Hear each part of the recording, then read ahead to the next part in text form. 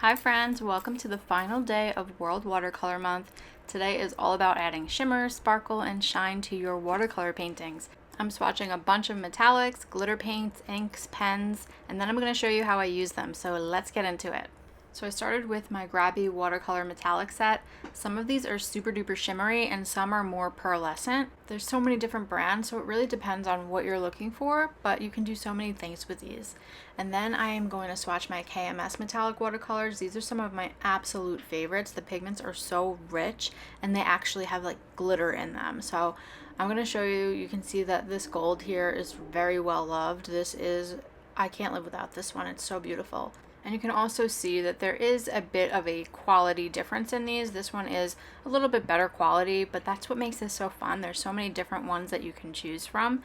This one you can kind of see better on the black paper. You can see all those different colors that are in this, so it's fun to check them out. This one has actual chunks of glitter in it.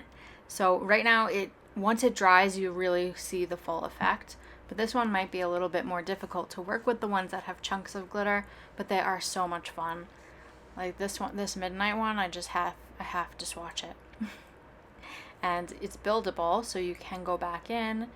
You can use less water. You can use these to make little accents on your paintings after. That's usually what I do. And I have to obviously swatch this one for you guys. PSL. It's almost pumpkin season, but look at how stunning that is. That's amazing. But these are just some of my favorites. I always reach for these. See it on the black paper here, it just pops. So that's a good way to tell. And then I do have some by Daniel Smith. If you saw our granulating video, I have lots of dot cards, but look at this duochrome. So duochrome has different colors in it. And then they have the iridescent one. So when you swatch these, you're gonna see different colors popping up as they dry. And you can kind of already see the ones that dried on the left, all the different pretty colors. And this one you can't tell right away, but it's iridescent. It has a blue shimmer. And like I said, I love to use that gold to really add little accents to my paintings. It's so much fun. And I use the iridescent on the petals, and then for the little details, I'm using some gold glitter. Another way I absolutely love using the metallic paint is for my backgrounds. So I did these pen drawings and I just fill in the backgrounds, and it's so freaking cool. Time consuming, but really, really cool effect. So definitely give this a try. Next up we have our metallic acrylic inks. I love these because they flow really, really beautifully and they're great for painting details as well. And they're fun to splatter on backgrounds. I have an iridescent one also.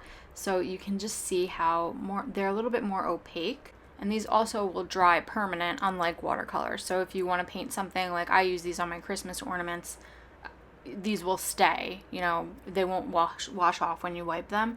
Same with acrylic gouache. These are so nice. This is one of my favorites. I use these also on my Christmas ornaments.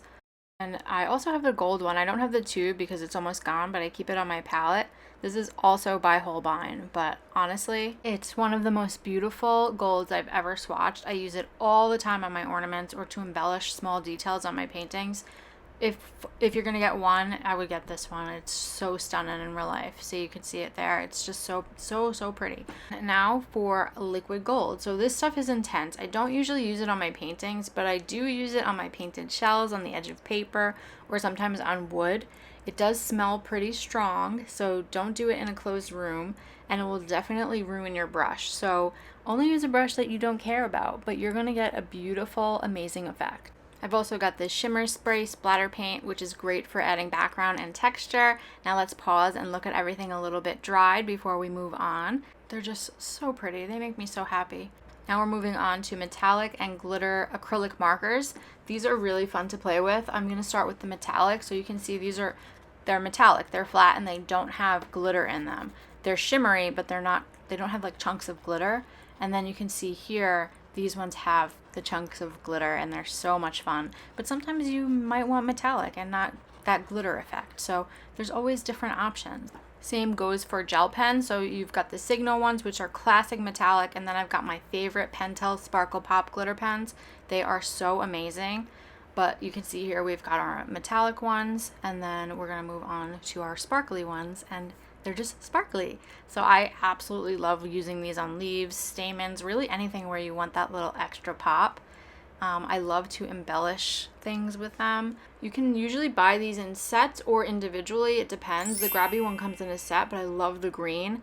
And you can see here I'm embellishing my poppy on the stem and on the stamen, and then I'm gonna just stipple right on there on the flower with some gold. It's so much fun. And I love to embellish or outline my letter prints. It just adds that little pop, and I just think it's so great. And here's the hydrangea that we did on stippling day. If you missed that one, I'll link it here, but this is looser, textured look. So using a glitter pen is a great way to define some of those flower shapes if you want. So I'm just taking the blue and I'm kind of just drawing out some flowers within that sort of not so defined ball of flowers. And you can see here the different ways that I've embellished my paintings. There's just so many different ways to do it. And you can see where I put some glitter on the bee's wings here. That's my favorite. And then I'm using more metallic mixture on this painting. So you can play with all of them on one painting. But these are just so fun, and I love to add the lines in the centers of my leaves and just add those details. And I mean, this isn't for every single painting, but when you really want to make one pop, I just have fun with it. And then I'm adding some detail to my lavender that we also did on stippling lesson. And it gets a little bit addicting, but here's a little close-up of how that looks. Okay, we can also use gold foil, and I don't have the real deal high carat stuff. This is just a craft version that we're going to use, but it still gives a really beautiful effect. So a subscriber suggested adding it to one of our textured pieces from our saran wrap lesson, so I'm going to do that here. I'm literally just using Elmer's glue as an adhesive. You want it to be tacky and not wet. And then I'm just laying the foil down and pressing it in, and then you let it dry a bit, and then I'm just brushing it off with my finger, or I'm using a brush to brush it off. And I know there's most definitely a proper adhesive that goes with this, but like I said, I'm just experimenting here. We're just having fun. My friend uses the real deal to decal the edges of her paintings, and it is gorgeous. And finally, you can use real glitter. I love doing this around the holidays when I make my own cards. So here's a poinsettia piece where I went all out. I used glitter pens, metallic markers, and actual glitter, the works. So I'm just using Elmer's glue, craft glue, whatever. It's in a little pen here, and I'm just dotting it on, and then we're gonna dump the glitter right on top of that. And then we'll wait for it a little while to get a little tacky before we dump it off, but that's it. I mean, obviously let it dry overnight, but that's all you have to do, and you've got this really gorgeous embellished piece. And don't forget to save your glitter. You can recycle and reuse over and over. And if you want a more eco-conscious option, look for biodegradable glitter, and it's made from plant cellulose. There are some great brands out there now, and they still give you that sparkle without the environmental impact. And that is it. Thank you so much for joining me for all 31 days of World Watercolor Month. It has been such a joy to paint, share, and connect with you every day. If you missed any of these days, you can find the full playlist right here on my channel. Each lesson is bite-sized, easy to follow, and packed with tips, so feel free to go back and catch up or rewatch your favorites. Make sure you're subscribed so you don't miss what's coming next. And if you enjoyed this series, leave a comment or share your favorite day. I'd love to hear what you learned or created. Thanks for being here and painting with me. If you have any requests or questions, leave them in the comments below, and I will see you next time.